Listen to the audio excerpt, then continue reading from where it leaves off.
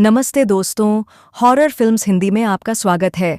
आज की कहानी एक भूतिया हॉस्पिटल की है जो आपकी रातों की नींद उड़ा देगी। अगर आपको डरावनी कहानियां पसंद हैं तो मेरी यह कहानी आपको ज़रूर पसंद आएगी। तो चलिए सुनते हैं यह दिलचस्प कहानी। हॉस्पिटल्स वैसे भी डरावने लगते हैं, है ना?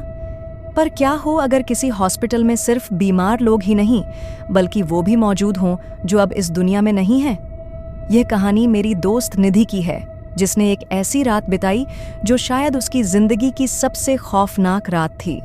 निधि मेडिकल स्टूडेंट थी और इंटर्नशिप के दौरान उसे शहर के एक पुराने सरकारी हॉस्पिटल में नाइट शिफ्ट करनी पड़ी।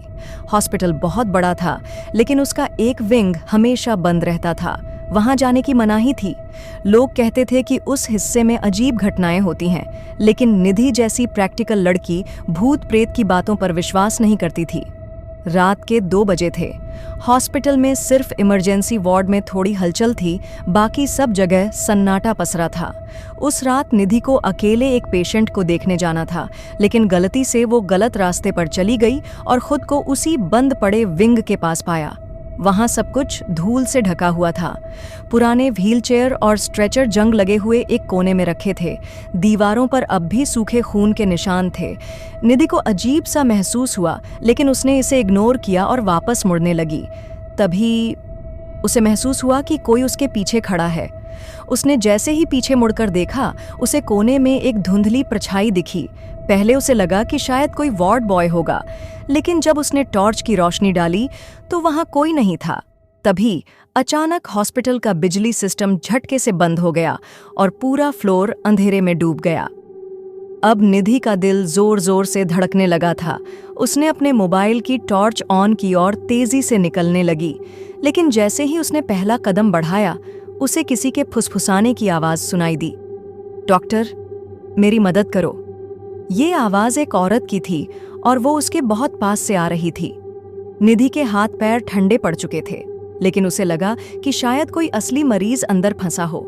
हिम्मत करके उसने ऑपरेशन थिएटर का दरवाजा खोला। अंदर घुसते ही उसकी नजर टेबल पर पड़ी, जहां एक पुरानी गंदी चादर पड़ी हुई थी।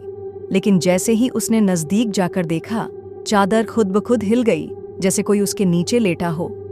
डर के मारे उसने पीछे हटने की कोशिश की, लेकिन तभी ऑपरेशन थिएटर की लाइट 1 सेकंड के लिए जली और उसने देखा टेबल पर एक बेजान शरीर पड़ा था, लेकिन वो धीरे धीरे हिल रहा था, जैसे उठने की कोशिश कर रहा हो।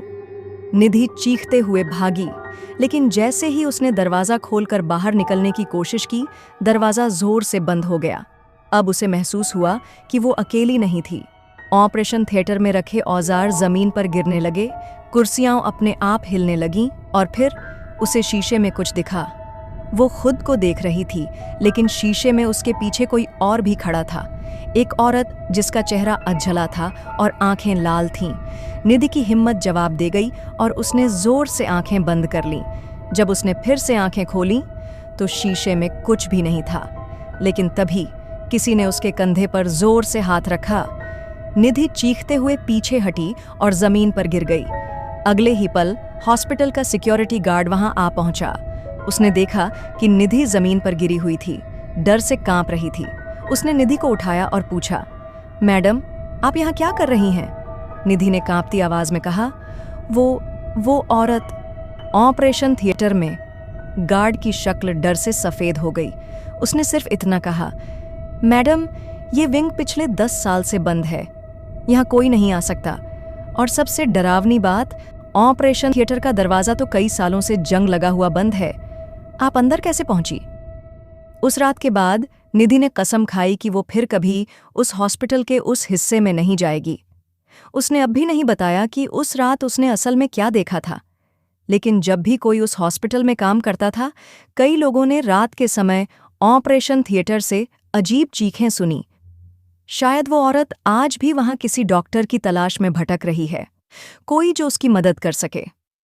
अगर आपको यह कहानी डरावनी लगी तो इसे लाइक और शेयर करें, और अगर आपके पास भी कोई डरावनी कहानी है तो कमेंट में बताइए।